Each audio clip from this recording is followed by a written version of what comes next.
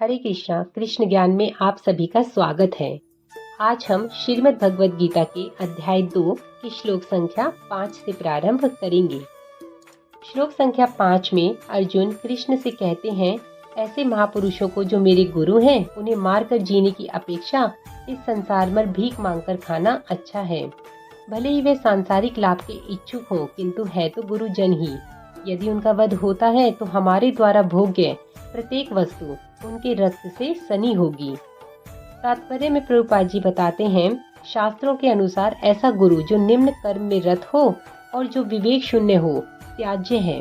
दुर्योधन से आर्थिक सहायता लेने के कारण भीष्म तथा द्रोण उसका पक्ष लेने के लिए बाध्य थे।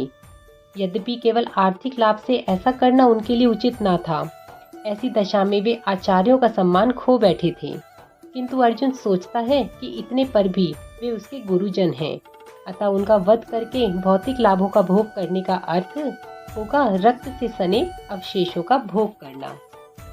श्लोक संख्या 6 में फिर से अर्जुन यही तर्क करता है कि हे कृष्ण, हम यह भी नहीं जानते कि हमारे लिए क्या श्रेष्ठ है, उनको जीतना या उनके द्वारा जीते जाना। यदि हम धृतराष्ट्र के पुत्रों का वध कर देते हैं तो हमें जीवित रहने की आवश्यकता नहीं है, फिर भी वे युद्ध भूमि में हमारे समक्ष खड़े हैं। तात्पर्य में प्रभुपाद जी बताते हैं, अर्जुन की समझ में यह नहीं आ रहा था कि वह क्या करे और अनावश्यक रक्तपात का कारण बने या युद्ध करे। यद्यपि क्षत्रिय होने के नाते युद्ध करना उसका धर्म है, या फिर वह युद्ध से विमुख होकर भीख मांगकर जीवन यापन करे। यदि वह शत्रु को जीतता नहीं है तो जीविका का एकमात्र साधन भिक्षा ही रह जाती है। फिर जीत भी तो निश्चित नहीं है, क्योंकि कोई भी पक्ष विजयी हो सकता है। यद्यपि उसकी विजय हो भी जाए तो भी यदि धृतराष्ट्र के पुत्र मरते हैं तो उनके बिना रह पाना अत्यंत कठिन हो जाएगा। उस दशा में यह उसकी दूसरे प्रकार की हार होगी।